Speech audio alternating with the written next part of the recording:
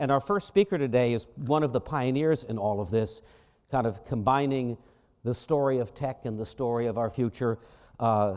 Melissa Waggener Zorkin, who was the founder of WE Communications, and very early on helped Microsoft tell its story and has navigated kind of the tech and product world through storytelling, is our first speaker, who will set the pace for what I think will be a great morning on how all of us are telling the kind of stories to pull our people along.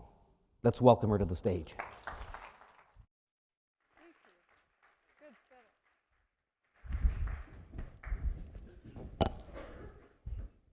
Good morning.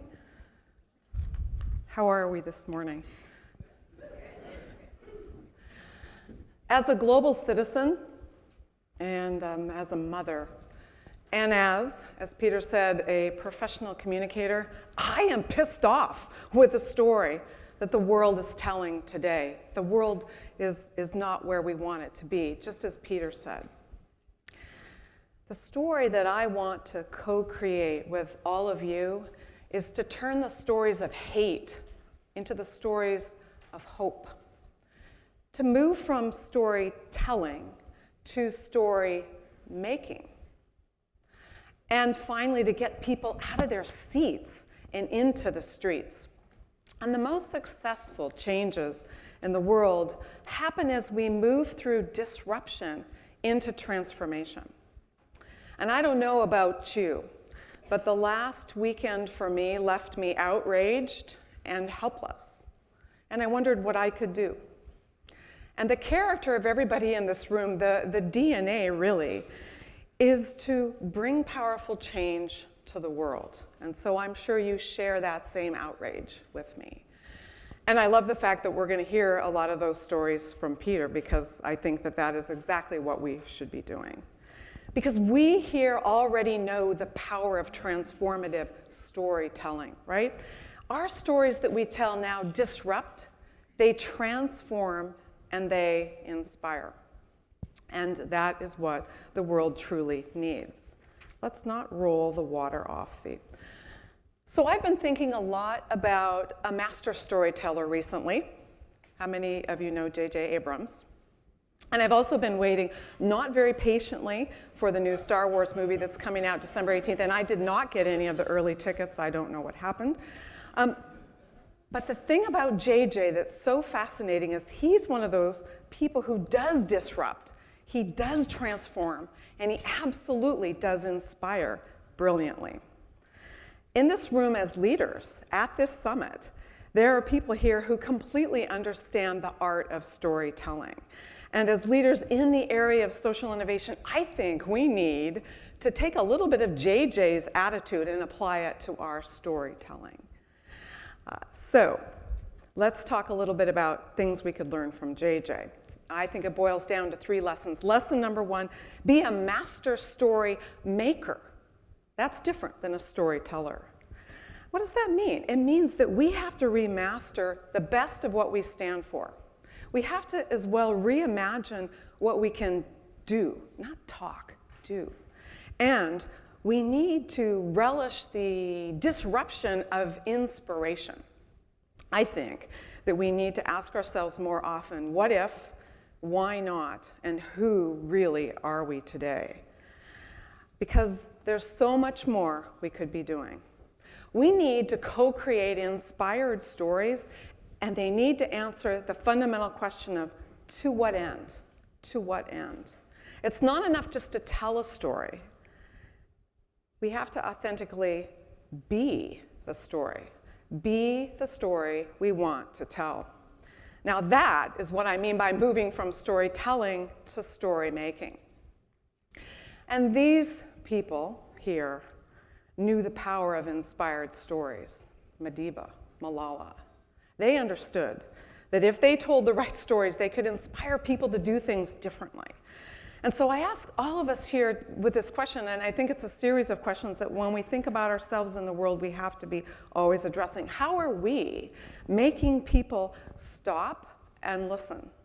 How are we doing the shift from this is my worldview to this is my worldview? And finally, how are we galvanizing people, as I said before, to get out of the seats and into the streets? This is story making. And I ask you the question, what are you doing to make story making happen in your work or in your lives? Lesson number 2, and a little bit back to JJ, build the epic. Build the epic, not the episode. How many of you remember the TV series Lost? Some of you do. How many of you remember, well, it's hard not to remember, Dr. Juliet? Does anybody remember her? Well, she's a friend of mine, and she's played by Elizabeth Mitchell. And Liz and I were at dinner one night, and I said to her, well, Liz, did you know you were going to die? And she says, oh, well, no, not until that very episode. But JJ knew. So why do we think JJ knew? Because JJ was building the epic, not just the episode. And I think that that's a really important lesson, because that's really what it takes. And I think that if all of us look into what we're doing on a daily basis, we think to ourselves, I have to get this done. In reality, we should be thinking as well about that epic. And that's what I've seen here in this room with people. The people and the organizations that are here, you are building your own epic. And I'm very impressed with that. And you're clear-eyed about that long game, right? And really, to what end, that question? And that's what it really takes, because as I said before, the world, and we know this is in flux. We know that we have to declare who we are and what we believe. That's what's so important. And our employees and our customers, the world really demand no less. So let's think about some examples. I think about many of them. You know these, all day yesterday we were talking about a lot of these. I think about REI with their opt-in side on Black Friday. I think that's extra cool. I think about Nike and Girl Effect. I think about Unilever, who's training farmers, and this is great, 1 million farmers really, to grow crops responsibly.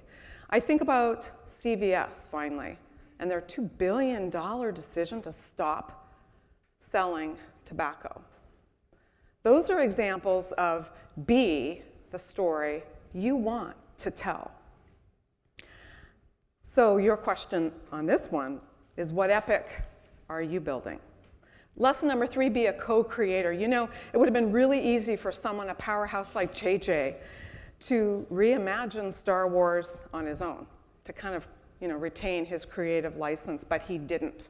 He absolutely didn't. He partnered smartly and humbly with the same writers who came up with many of the first episodes. He also partnered with some of the same people that you'll see in the movie, and also the same composer. And yet at the same time, what that allowed him to do was keep that, what we all dearly love, that great saga of Star Wars, and add something new and different, and wait till you see it. So the result is exactly that. He made a story. And so this is story making. It's a collaboration. This is story making, a catalyst, and this is story making, which, again, is something that I've suggested all of us move to, because the most important thing about story making is that it is a continuous, woven set of actions, not just talk. So when we think in this room about what does co-creation really mean for us, and we validated this, I think, yesterday through all the presentations, everyone in this room knows it's about the power of partnerships. And I sit on the board of an NGO called Mercy Corps. I hope you've heard of that. And I see it firsthand when I go out into the field. I think about the corporations like Microsoft and Google and so many other tech companies who actually go out and they talk to the young people and teach them entrepreneurial skills and how to build businesses. And I think about those faces that I see. Every one of them has a name, and they don't have that easy of lives. And there's extraordinarily high unemployment, right? And so these tech companies have gone in and said, let us help address that for you, because in fact, in many, many countries, that's really the only job that these young people can get. And one of the things that I like about this approach is that many of these programs, the ones I visited, actually have a gender balance of 50-50, which makes me happy as a woman entrepreneur. So I guess the question there, the third question on lesson number 3, what are you co-creating? Because when when we become a master storyteller, when we think about the epic, not the episode, when we're generous with co-creating, then we inspire people to action.